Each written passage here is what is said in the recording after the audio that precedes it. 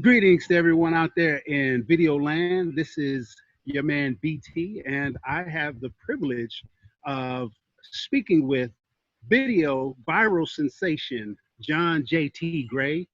His video is blowing up all over YouTube, Facebook, and all social media platforms with his new hit single called Wash, Rinse, and Repeat. I had a friend of mine reach out to me. He said, "Hey, man, check this out." And once I checked it out, I was just like, "Yo, this is a timely message. It was a great song. It moved me so much, man, John. I was just like, yo, man, I got to have him on. So uh, I need to stop talking right now. Without further ado, we're going to introduce um, the man of the hour, John J.T. Gray. Man, how you doing, brother? I'm doing well, man. I appreciate you for having me out here today. Oh no, man, it's all my pleasure. It is all my pleasure, brother. Hey, we're gonna just talk a little bit and just chat a little bit, and just get to know John JT, and from this point on, I'm gonna just call you JT because we don't want it to be any confusion with Pastor John Gray.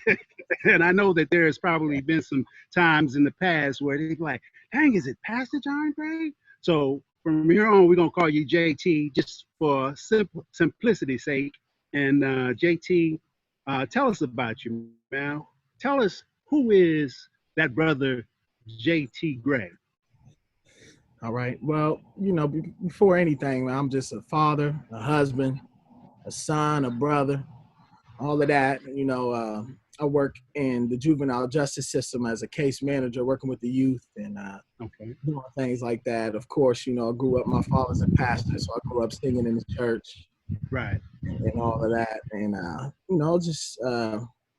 it's a regular man trying to do my part, and as far as the song goes, man, it just kind of came real quick. It happened in about 3 days. We had it, wrote the song, got in the studio, Right. shot a music video, got it posted. In about 3 days, I said, man, I wish I would have had a little more time to clean the vocals up a little bit, but the message had to get out there. But hey, man, the point was still the message was still received, and I'm sure, like all the millions of views, everybody felt your heart. You know what I'm saying? They weren't like, dang, I wish you would have bumped up the vocals. No, I mean they got the message because the message was so powerful, especially on the cusp, or should I say, right on the very backside of what happened with Brother George Floyd. So this is a timely message, and I was just like, man, this. That's why I was like, brother, I had to have you on, man, because I felt like, and for those people that don't know, we were supposed to talk last week, but Brother JT had a rally that they called Yeah. him to, and tell us about that a little bit, man. Yeah, so we had the local rally, and everybody, they called me up and wanted me to do the song, and it was kind of like, yo, this is the song for the whole movement. You got to be down here. Exactly. Yes. So we went down there, we performed the song, sang that, had the rally, got to march in. Yeah, actually, when I called you on Zoom, I was down there. I was like, we could probably knock it out right here, but everybody was yelling and stuff in the background.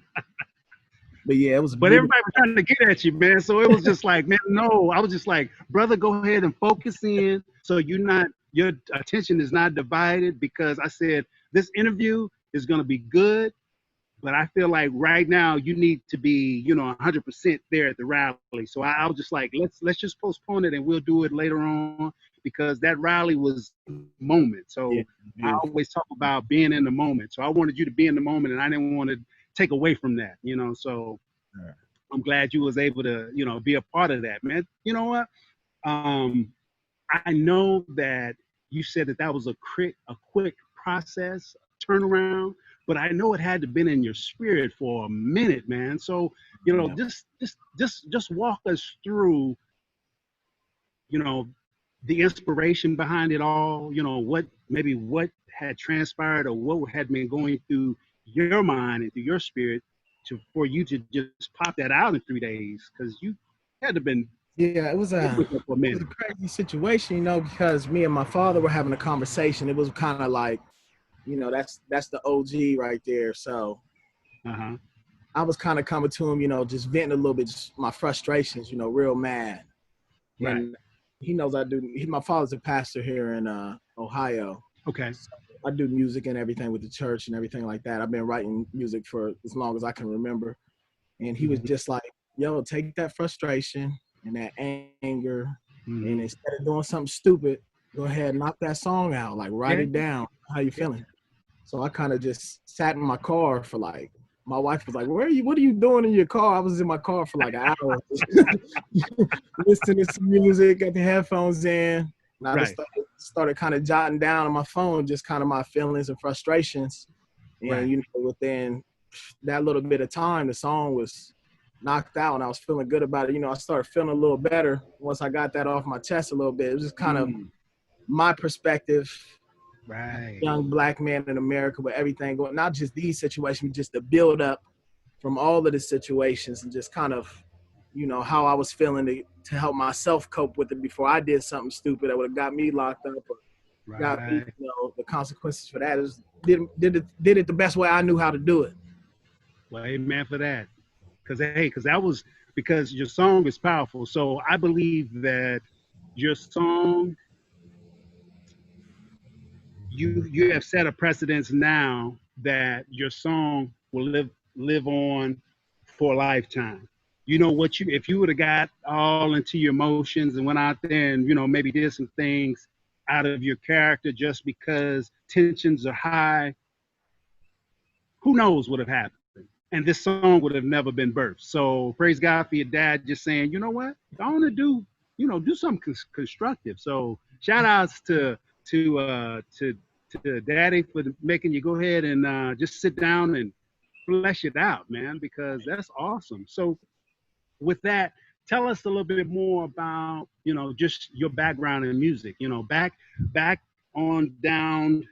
Let's reverse a little bit. Let's go back maybe to, you know, your childhood days or maybe high school.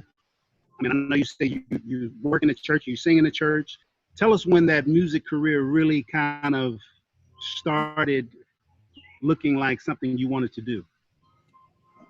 For as long as I can remember, I've always been, you know, singing. Like I said, being a pastor's son, growing up in the church, we used to have a little kids choir called the Rosebuds back in the day. And so I grew up singing in the Rosebuds from probably, you know, doing solos and stuff. Probably 4 or 5 years old. I got some home videos, you know, killing it at 5 years old. And my dad sings a little bit. My mom sings. My brothers and sisters. I got 5 brothers and sisters. Everybody sing at the church, play instruments and do all that, preaching. Just kind of been in there. So once I got to high school, I kind of got away from singing a little bit in high school, started focusing more on football and track and field. And I was captain on a football team and track and all state and both.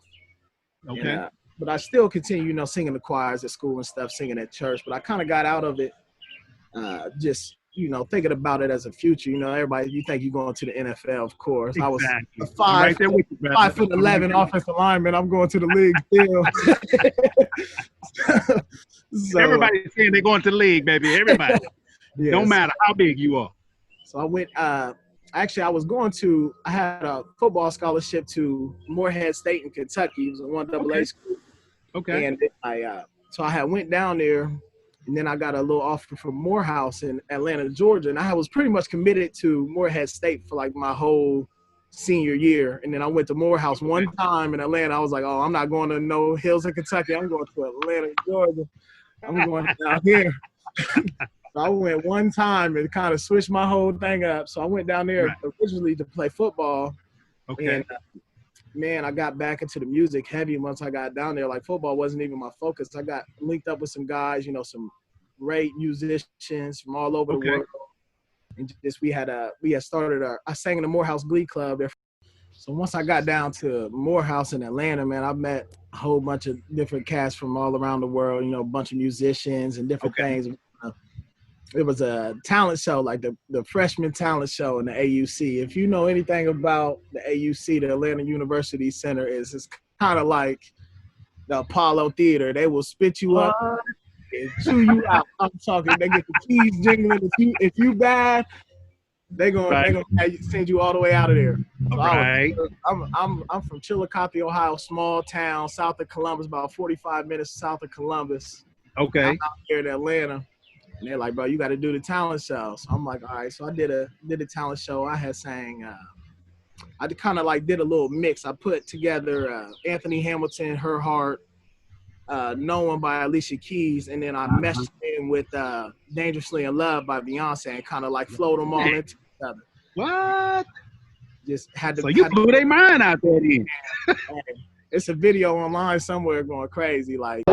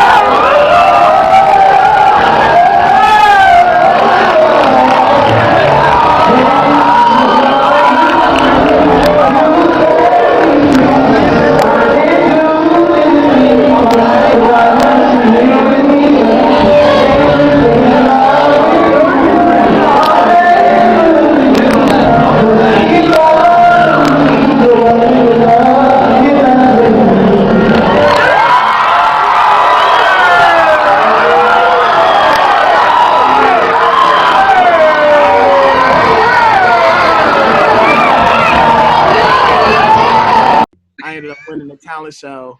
And, everybody running up, dapping me up and everything. From then on, it was over in Atlanta. They didn't even know my name. It was just like, you that cat that be singing. Like, you that freak. So, like, for me, like, football wasn't even the focus at that point. It was like, man, the music. All the homies be like, hey, we going somewhere you going because the ladies going to come at you because you be that singing dude. We just going to catch them off of you. Right. So, so we did that, did some bunch of talent shows and just open mics and whole bunch of like cool. It's a real cool scene down there as far as like the colleges and stuff and music and all that stuff. Neo Soul concert, Miguel came and stuff. We did a bunch of stuff. So it was a really cool thing. And then from there, I kind of went down that path for a little bit and got myself in situations where I ended up having to leave the school. Okay. So it was, as far as money, it was $45,000 a year to be down there. It's the money and just getting myself into some situations. So I ended up. That happens. That's life. That's called life, man. When you're in college, man, hey, that's what I tell my boys. That's a part of your college experience. I mean, some have better than other experiences, but it's still real life. It's taking you to the next level of maturity, and so you experience what you experience, but it kind of sidelines you with your music for a minute, right? Right, yeah, definitely sidelined the music, and I ended up moving back. I met my wife. She was at Spelman at the time, Ash, and it was kind of once I told her I had to move back or whatever, kind of put a little thing, but we kept a long distance. Then she ended up moving to Ohio. Okay. Actually, with me.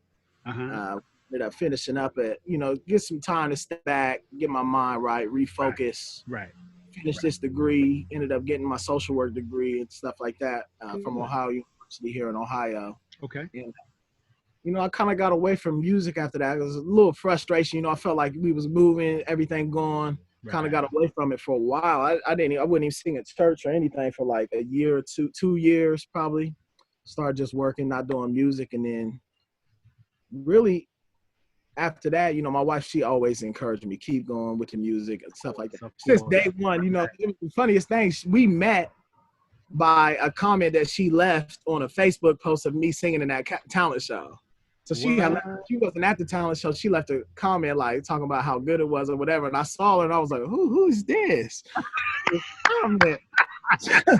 So we linked up. We ended up linking up off of that video from the talent show. That's why I tell her all the time. I said, the only reason I even went down there was to find you. That's right. Right there. That's what's up. Yeah, so you won in multiple ways from that right, that contest. Yeah. So got the degree, start working in the juvenile justice system and everything like that. You know, I'm still wrote music and just, I mean, I've got books and books of songs. Just it's always been my passion. More than being a performer, more than being out front of music. I've always kind of just wanted to be a songwriter. Okay. You know, as far as that's concerned, but you know, so with this song, it was just kind of like, because I hadn't recorded anything or laid anything down probably 8 years before I recorded this song. Wow. So that happens, brother. That happens. One of my videos before, I don't know if you're familiar with the song "Best Day Ever." Best Day Ever. Yeah. By Andy Stokes. This brother is Grammy nominated, and this brother, you know, older gentleman, but man, he had a brief little hiatus between when he was on fire, then he had a little hiatus, and then he picked it back up, and you know, look where he is now, man. He's nominated for a Grammy. I mean, life happens, bro. It's just a thing of, are you gonna stay down, or are you gonna, fall down, dust yourself off the bumps and the bruises, and then, pick yourself up and, get back into it. You know what I'm saying? Yep. And that's what I told my family. They were like, what made you go ahead and do it? And I said, man, because I had something to say.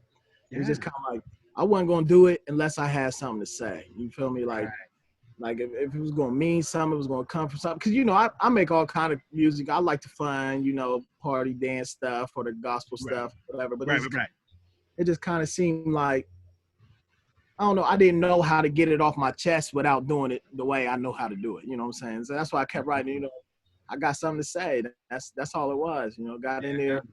And now, man, it's kind of getting back in the booth, man, kind of got that second wind, that fire in me now. So it's like we back in now, doing some other stuff, trying to get this little EP together and get back going, man. It's going to be, I got the fire in me now, ready to go. I mean, it's awesome that you got that taste and that you stepped out, because for the people that may not know, Brother JT, after releasing that video, like I said, I'm not just saying that just to be hyping it up. The video went viral, and it's still accumulating a lot of views, so much to the place that a couple of radio stations reached out to you, right? To do an interview, and tell us a little about some of that. Yeah, I did. Really, like, it was crazy because, like, probably the first day, like within 4 or 5 hours, we almost to like 40,000 views. I'm like, whoa. I'm like, oh, right. Like, it went crazy, like real quick. Like, I don't even know how. You? Yeah. But we got it out on Facebook first. Right. Now, once we got the Instagram, it went crazy. A couple people, millions of followers reposting on their story and stuff. And I'm like, oh, how they, it just kind of goes crazy. Yes. And I got a call from the iHeartRadio. They wanted to do one. Channel 10 News, like the big news in Columbus. Just did a interview with a radio station, hip hop and R&B station out of Cleveland, Ohio, a couple days ago. And like I told you the first time we talked, like, I'm used to being behind the scenes. I don't like to talk too much. Like, I do one-on-ones with kids at work and stuff like that. But as far as talking about myself, so it's been kind of crazy. And I was nervous to even do this. Like, man, I'm like, okay, I just got used to doing the phone interviews, and now he's gonna have my face on the screen. Right. Baby steps, baby. It's baby steps, man. Yeah. Hey, it's a process, because I look at it like this. You and me have so many similarities, man. Play football, and me working in the music industry, I was the behind the scenes marketing and promotions person. Never would I imagine being on this side of the camera. I was always the one, if you saw somebody running behind me, that was me running Yeah. around, you know, getting water, getting Yeah. whatever the principal, or I think it's the principal, the main person that's in front. I was always taking care of them, whether it be marketing their music or making sure that if we're doing an in-store, that they got Sharpies, that they can sign autographs. I was always the one doing that. So, hey, man, kudos to you, man. And I know that it was difficult, because it was truly difficult for me to really come and be in this position. So, hey, man, this baby steps, baby. It's a process. So, hey, thanks for stepping out, man, because had you not stepped out, we would not have that song, and we would not have had the interview with the radio station or the TV station or the other interviews that are to come. So this is just, I mean, this is just you in training right now, baby. Right. Yeah. So tell me, I mean, because a lot of the artists that I've been talking to before this one, the main purpose was to find out what they have been doing during the time of COVID-19 lockdown. You know, we've all been on lockdown, and a lot of the artists that I've talked to say this has been an opportunity for them to tap into their artistry, create more songs. So I would love to hear, what have you been doing during this time of lockdown? I mean, had you been working or? Yeah. So with my actual job, as far as working in the social work, we just got back to work, but Okay. was off for about almost 3 months. We were just strictly Zoom sessions with clients over the computer, trying to phone calls and stuff like that. But it opened up so much time just to be at home with family. My son's 2 years old, so Okay. getting him potty trained and him driving us crazy, you know, just being at the house.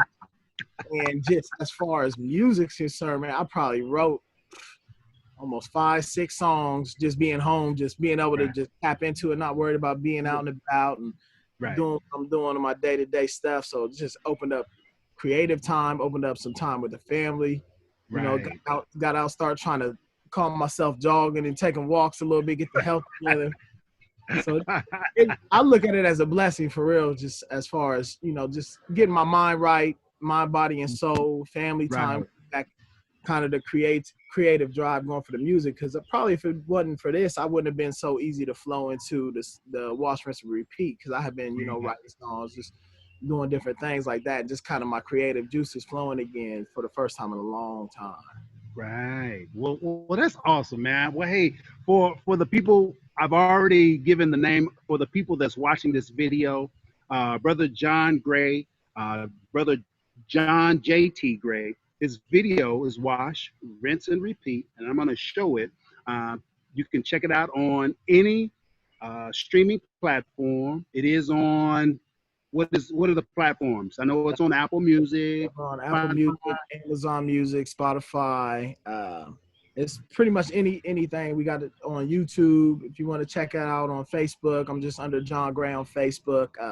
My Instagram is just John Gray, JUST John Gray, and then on my Twitter account is John Gray as well. So it's everywhere on the social media. As far as the video, you can stream it, download, whatever, iTunes, all of that. Download, yes, download, because you get something for that. Yeah. Well, you get something for streams too, but yeah.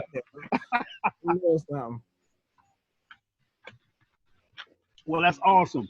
So, man, I'm just excited to have you on, brother, and just excited to hear, you know, and it sounds like even before our eyes, you're just growing more into what you're destined to do, you know, do this music thing. And, you know, you stepped away for a minute. Hey, had to deal with real life, but you came back to it, and hey, you're still on fire. And it's good that you got this win now, because had you not got this win, maybe, who knows? I mean, because I think the Lord knows when to bless us, you know what I'm saying? And I think he knows that you are hungry for it. He sees your heart. And so thank God you had this win. So now you can dig your heels in and start getting that EP done. And like you said, you're out there jogging, getting fine and lean for the next videos. Get ready. So what can we look forward to in the near future? Any more singles here in 2020, or any more videos? What can we look forward to? Yeah, I'm finishing up working on a song now. It's kind of just a song explaining my journey as just being a pastor's son. It's called Daddy's a Preacher Man. So it's just kind of just my story being the pastor's son and kind of like that spotlight, trying to find my own place, Right. within the church and outside of the church. And everybody, like, I wasn't even going to release that with Next. And everybody's like, bro, that got to be the follow up to Wash, Rinse, and Repeat. Like, everybody, all my friends, my family's like, you got to put that one out there, because that one's, I'm telling you, it's Wash, Rinse, and Repeat had that message, but this got that sound. Like, I'm telling you. Okay. So is it local producers, or is it, or have you worked with a guy named Chad McKelwey?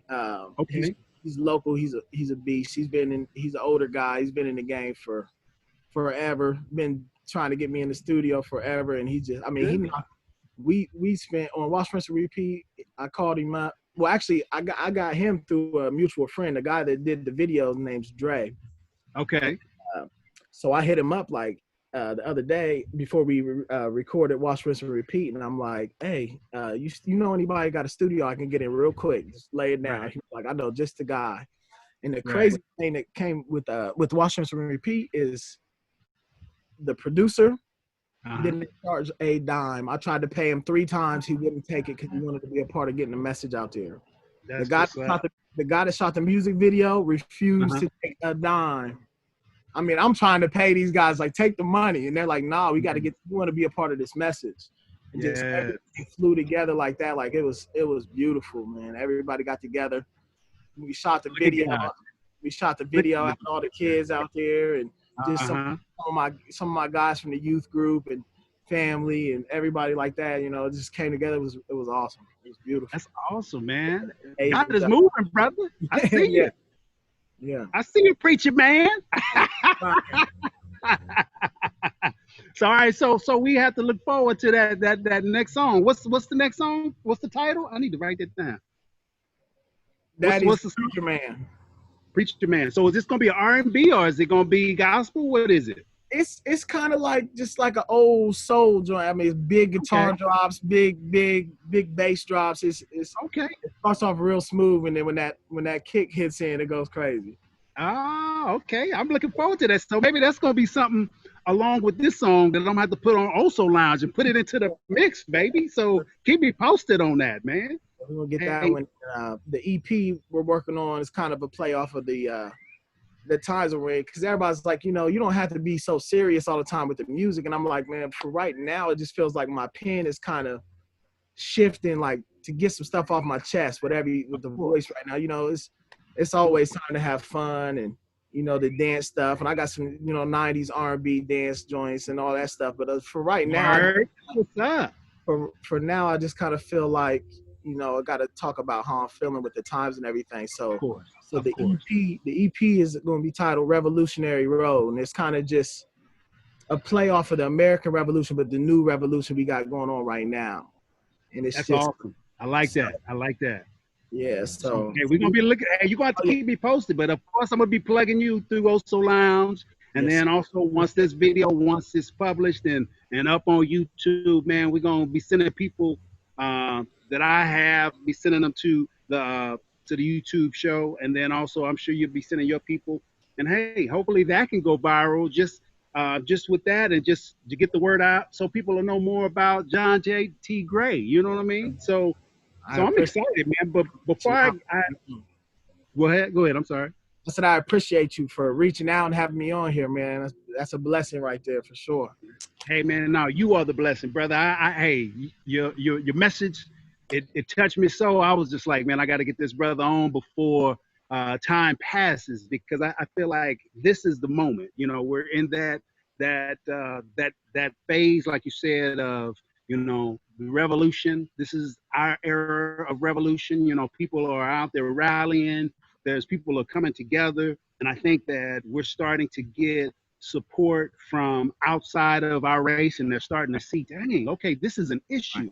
This is really an issue. So Kaepernick wasn't lying. So it's a thing of we're starting to get that support, and I feel like it's gaining momentum. So this was this needed to happen. This interview needed to happen right now. And so I'm just grateful you spent time, brother. And before we end this, I want, and what I have, I always have a segment called Reach One, Teach One. And it's basically once and now that you're where you are, you're reaching back to somebody else that's looking up to you like, Mr. Gray, you know, can you give me some advice? Or what would you tell that artist that's looking up to you for just some gems of advice? What is that one or two things that you would tell that person that's standing in front of you? And the biggest thing for me is just that I would say is, for me personally, is don't don't allow life, don't allow situations, don't allow your own, I like to call it stinking thinking, Yes. to stop you from, going after what you really want to do. It's just, even Yes. with me in general, it took, 8 years of just beating myself up and getting in my own head and listening to negativity and doubt kind of stopped me from doing, what I wanted to do, or what I really felt like I was supposed to be doing. So, Right. and granted, in that time frame, I grew as a man. I learned, I matured, I kept, working on the craft and stuff like that. But, Of just course. don't allow the naysayers, don't allow your own negativity to stop you from achieving your goals and just going after it. And then another thing is just, just do it, man. Don't, like with this song, if I would have had time to second guess myself, I would have never put it out. But just boom, Right. boom, boom. We wrote the song, got in the studio, shot the video, put it out, and just, I was like, I'll breathe later. Right. I'll breathe Right. later. So, Yes. so just do it. Don't second guess yourself. Just, if you got something, you got to go. You got a passion that you feel like God gave you. Just go do it, man. That's what's up. And that's what I was telling when we first talked on the phone. I was saying, thank God that everything happened so fast. Yeah. It didn't really give you a chance to second guess it because you were just like, Right. okay, we rolling. Okay, I got a video now. Okay, all right, we got to do that. Oh, okay, Yeah. I got it. And so I just think, man, hey, you know what, man? I believe that, God knows us and he knows our heart and he knows, okay, John gonna get in this house. He done sat in here, made the song. He gonna second guess. We just gonna keep it rolling. We just gonna keep it coming quick, Yeah. coming quick. And Mhm. then next thing you know, it went viral. Right. That's what my dad told me, because he heard the song before I put it out and saw the Yeah, video. He was like, yeah, don't push submit if you're not ready for what's about to happen after you hit submit. So he was like, don't push it if you're not ready. And I was like, all right, boom. Hit the yes. submit, we rolling. That's what's up, man. That's what's up. Well, praise God, you hit submit, my brother, because had you not hit submit, we wouldn't be having this interview right now. I mean, and you wouldn't be having all of this. I can't say instant success because has been success that's been laying dormant for you, I believe. And then once you stepped into it like you needed to, it kind of just opened up for you. And so you're in your season, baby. You flowing. So man, hey, hats off to you. Kudos, man.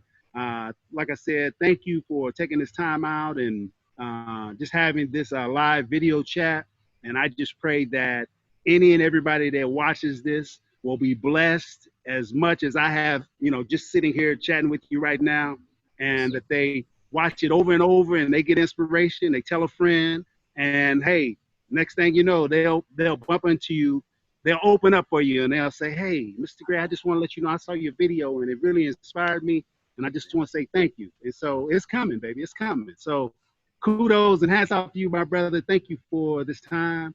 Hey, man, I was with brother, and we link up after the shooting so I can get that music on Oso Lounge, my brother. Yes, sir, for sure. Thank you for having me out here, giving me the opportunity, man. I'm blessed.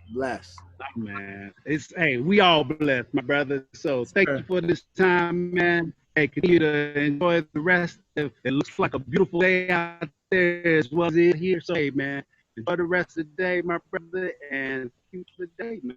Have a good one. Much love. Appreciate you. Peace out.